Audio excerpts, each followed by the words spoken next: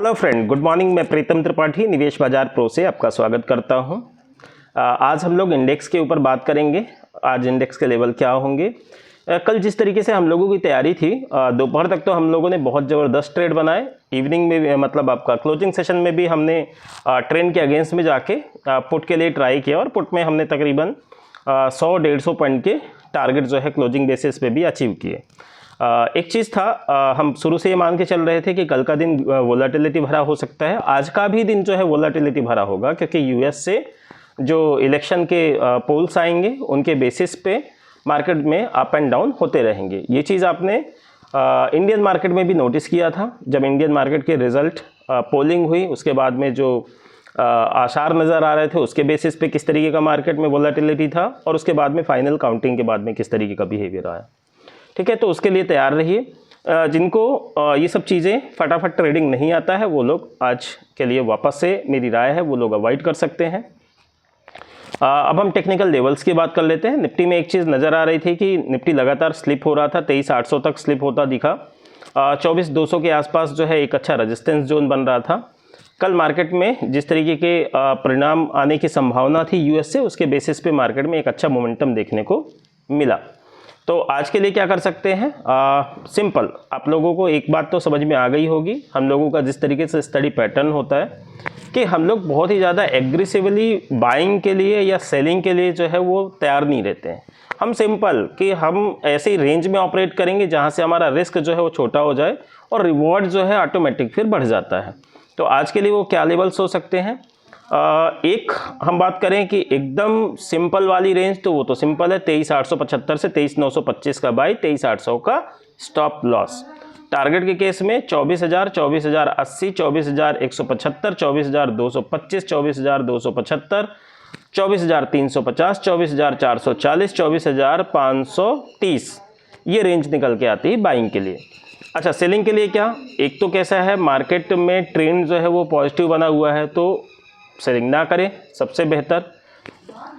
इसमें एक चीज़ और थोड़ा सा कॉमन बोल दूँ, हो सकता है वो रेंज ना आए तो एग्रेसिव बाई भी हम लोग प्लान कर सकते हैं। 24,200 का क्लोजिंग है, तो यहाँ पे एक चांस ले सकते हैं 24,020 से 24,080 के बीच में बाई, और सिर्फ 23,975 का स्टॉप लॉस। मतलब 50 से 80 पॉइंट का हमारा मैक्सिमम रिस्क के साथ में हम लोग एक बार चांस ले सकते हैं। टारगेट के केस में हो जाएगा आपका 24,225, 24,280, 24,375, 24,450, 24,525। ऊपर के भी लेवल निकल के आ रहे हैं, लेकिन वो मार्केट रेंज कितनी बड़ी देता है। 500 पॉइंट की रेंज एक दिन की होके जाती है, या 300 पॉइंट में ही कवर हो जाता है। 300 पॉइंट में कवर हो जाए तो जाहिर तौर से 24,480 तक हम लोग क्लोज कर देंगे। अच्छा, सेलिंग के लिए एक चीज़ निकल के आ रही थी कि 24,450, 24,480 ये रेंज में काफ़ी बार जो है वो थोड़ा सा सेलिंग प्रेशर निफ्टी में आता हुआ दिखा है, तो हम लोग यहाँ पे एक चांस ले सकते हैं। वैसे तो मतलब 24,675 से 24,725 के आसपास अगर हम लोग प्लान करें वो सबसे बेस्ट है।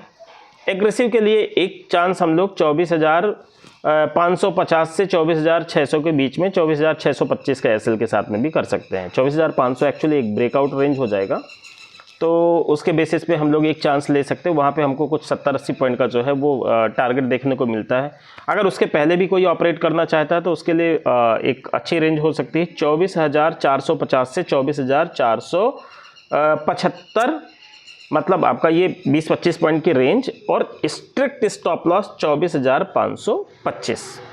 मतलब यहाँ से हम सिर्फ 70 पॉइंट का रिस्क लेके 24,300, 24,225, 24,130, 24,080 ये टारगेट के लिए सेल कर सकते हैं। बैंक निफ्टी के अंदर क्या सिचुएशन है, बैंक निफ्टी में 51,000 का एक सपोर्ट बनता हुआ दिखा।